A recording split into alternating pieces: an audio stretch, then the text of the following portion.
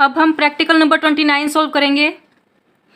Bini textile limited which depreciate its machine at 20% per annum on diminishing balance method purchased the machine for ₹6 lakh on 1 October 2010। Bini textile limited ने एक machinery purchase की है 1 अक्टूबर 2010 को 6 लाख रुपए की।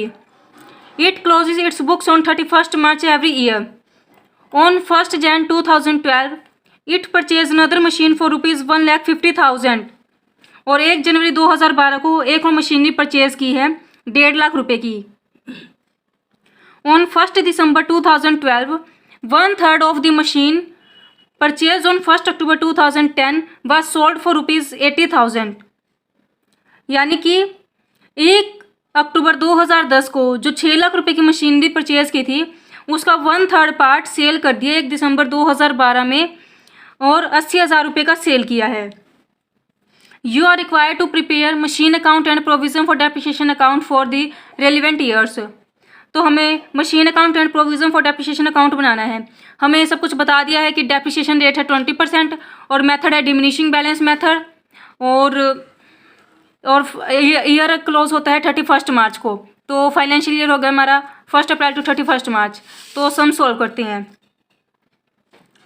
तो machinery account बनाएंगे सबसे पहले। इसमें क्या है देखते हैं। मशीन का परचेज किया 1 अक्टूबर 2010 को परचेज की है। तो 2010 1 अक्टूबर टू बैंक अकाउंट कितने की परचेज किया 6 लाख रुपए की। अब इस बैलेंस को हम इस तरफ ले आएंगे 2011 31 March by balance carried down 6 lakh. अब दोनों तरफ का बैलेंस इक्वल कर देंगे। ये तो पता ही है कि ये बैलेंस तब तक इक्वल होता चला जाएगा जब तक हम मशीनरी सेल नहीं करते हैं। तो ये 2011 1 अप्रैल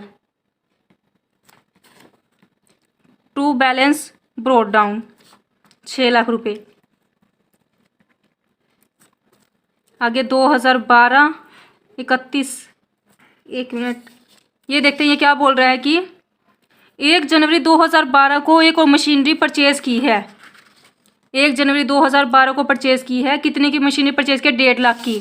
तो अब यहाँ पर हम 31 मार्च तो लिख रहे हैं।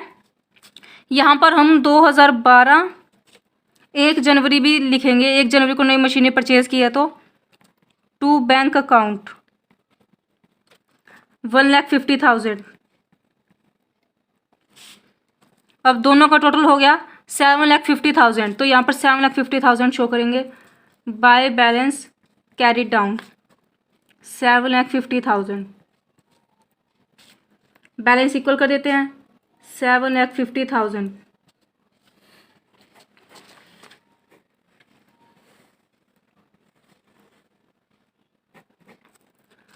अब आगे इस बैलेंस को हम नीचे ले आएंगे 2012 1 April to balance brought down 7,50,000।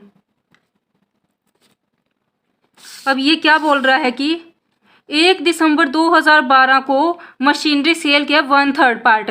जो 6 लाख की मशीनरी हमने 1 अक्टूबर 2010 को परचेज की थी उसका 1/3 यानी कि 2 लाख का पार्ट 1 दिसंबर 2012 को सेल कर दिया है। कितने में सेल किया 80,000 में। तो इसकी एंट्री की जाएगी 2012 1 दिसंबर बाय बैंक अकाउंट 80,000 का सेल किया है तो 80,000 यहाँ लिखेंगे। आगे प्रोविज़न फॉर डेप्रिसिएशन देखेंगे कितना लगा है जो कि प्रोविज़न फॉर डेप्रिसिएशन अकाउंट से आएगा। तो हम प्रोविज़न फॉर डेप्रिसिएशन अकाउंट बना लेते हैं। अब तो यहाँ पर लिखेंगे 2011 31 मार्च बाय डेप्रिसिएशन अकाउंट। देखिए हमने यहाँ पर तो 6 लाख पूरा का पूरा लिख दिया है पर हम यहाँ पर डेप्रिसिएशन में अलग अलग करके लिखेंगे। जो 1/3 पार्ट है वो अलग लिखेंगे 2 लाख का और जो सेकंड पार्ट है 4 लाख का वो अलग कर देते हैं, ताकि हमें सम सॉल्व करने में परेशानी ना हो और इजीली सॉल्व हो जाएगा हमारा सम। और डेप्रिसिएशन रेट है 20%, डिमिनिशिंग बैलेंस मेथड है, तो 20% डेप्रिसिएशन लगेगा दोनों के ऊपर। आगे देखिए, कब परचेज किया है? अक्टूबर में परचेज किया, अक्टूबर से मार्च तक के 31 मार्च तक का डेप्रिसिएशन। अक्टूबर, नवंबर, दिसंबर, जनवरी, फरवरी, मार्च, 6 महीने हो जाते हैं। तो 6/12, इसमें 6/12 हम नीचे लिख देंगे कितना डेप्रिसिएशन बनेगा। 2 लाख का 20% 40,000, 40,000 का हाफ कर देंगे 20,000। आगे 4 लाख का 20% 80,000, 80,000 का हाफ कर देंगे 40,000। ये इन दोनों का टोटल कर देंगे 60,000। अब इसको हम इस तरफ ले आएंगे। 2011 31 March two balance carry down 60,000, balance equal कर देते हैं 60,000 का। ये हो गया बैलेंस इक्वल। अब बैलेंस को नीचे लेके आएंगे। 2011 1 अप्रैल बाय बैलेंस ब्रोट डाउन, 60,000 का बैलेंस है तो नीचे आ गया। उसके बाद डेप्रिसिएशन लगेगा 2012 31 March by depreciation account. First machinery 2 lakh की थी और 20,000 का डेप्रिसिएशन लग गया। डिमिनिशिंग बैलेंस मेथड चल रहा है, तो 2 लाख में से 20,000 माइनस कर देंगे, 1,80,000। उसके ऊपर 20% लगेगा, इस पर पूरे साल का लगेगा।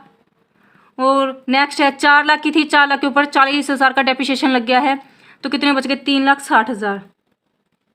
इसके ऊपर भी 20% डेप्रिसिएशन लगेगा। आगे देखिए, थर्ड मशीनरी और है।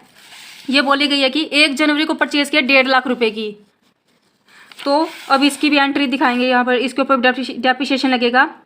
1.5 लाख की परचेज की है, 20% डेप्रिसिएशन लगेगा। और कितने महीनों का लगेगा? जनवरी में परचेज की है, 1 जनवरी को परचेज किया है, तो 31 मार्च तक के 3 महीने हो जाते हैं, 3 महीनों का डेप्रिसिएशन। तो 1,80,000 का 20% हो जाएगा 36,000।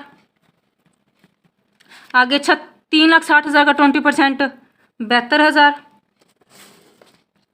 1.5 लाख का 20% हो जाता है 30,000। 30,000 का फिर 3 महीनों का, ये हो जाएगा 30,000 का 3 महीनों का 7,500। अब इन तीनों को प्लस कर देंगे, कितना बनता है? ये आ जाता है 1,15,500। अब इसको 60,000 को 1,15,500 दोनों को प्लस कर देंगे तो हो जाएगा 1,75,500। अब इस बैलेंस को हम इस तरफ ले आएंगे। 2012 31 March two balance carried down 1,75,500, balance equal करेंगे 1,75,500। ये हो गया बैलेंस इक्वल। अब इस बैलेंस को हम नीचे लेके आएंगे। 2012 1 अप्रैल बाय बैलेंस ब्रोट डाउन 1,75,500 का बैलेंस नीचे आ गया।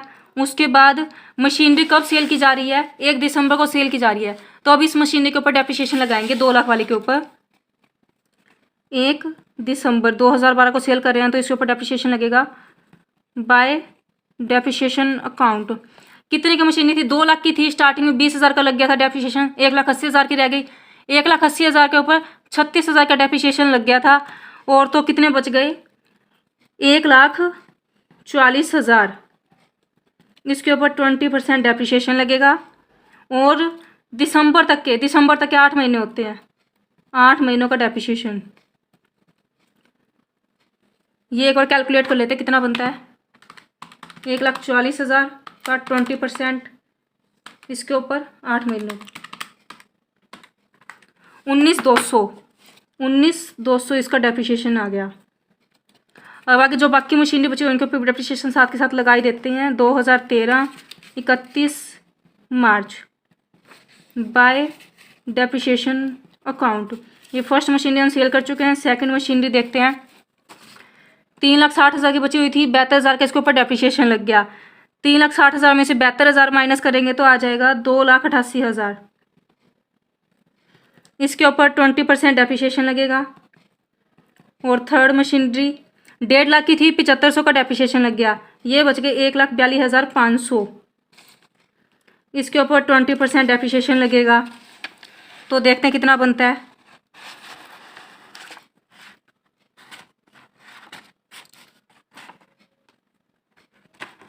तो 2,88,000 का 20% करेंगे तो ये आ जाएगा 57,600 प्लस 1,42,500 का 20% करेंगे तो आएगा 28,500।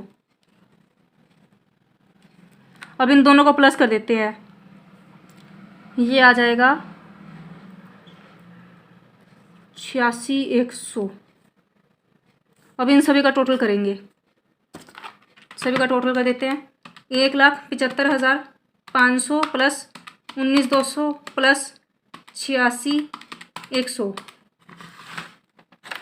यह आ जाता है 2,80,800।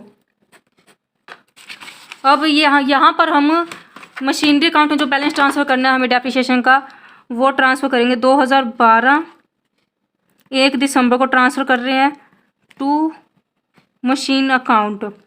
तो देखिए पहले 2 लाख के ऊपर 20,000 का लगा था, वो लिख देंगे 20,000। फिर लगा है 36,000, फिर 8 महीनों का लगा है 19,200। इन सभी को प्लस कर देते हैं तो आ जाएगा 75,200। आगे जो बैलेंस बचा है 2,80,800 में से 75,200 माइनस कर देंगे, वो हमारा बैलेंस आ जाएगा 2013 31 March two balance carry down. तो ये करके देख लेते हैं। 2,80,800 माइनस 75,200, 2,05,600। ये बैलेंस इक्वल कर देते हैं यहाँ पर 2,80,800। ये हो गया बैलेंस इक्वल। और ये आ गया हमारा प्रोविजन फॉर डेप्रिसिएशन अकाउंट का बैलेंस। अब 75,200 को हम मशीन अकाउंट में ट्रांसफ़र कर देते हैं। 75,200 है ये। अब ये देखिए 2 लाख की मशीनरी थी, 80,000 का डेप्रिसिएशन है, सॉरी 80,000 की सेल की और 75,200 का डेप्रिसिएशन है। तो लॉस हो रहा है हमारा बाय P&L अकाउंट लॉस। ये लॉस देख लेते कितना बन रहा है। 2 लाख माइनस 80,000 माइनस 75,200, 44,800। 44,800 का लॉस आ गया। अब 2013 31 मार्च बैलेंस निकाल देते हैं इसका। By balance carried down. तो देखिए 2 लाख की तो मशीनरी सेल कर चुके हैं 6 लाख में से, तो बच गए 4 लाख। 4 लाख एक बच गए। और 1.5 लाख की तो ये ऐसी की ऐसी है, तो 1.5 लाख इसके ऊपर ये हो गए। तो ये हो जाते हैं 5,50,000। अब इन सभी का टोटल कर देंगे तो आ जाएगा 7.5 लाख। ये हो गया बैलेंस इक्वल। तो ये आ गया हमारा इसका बैलेंस और ये आ जाता है लॉस। ये हो गया हमारा सम सोल्व।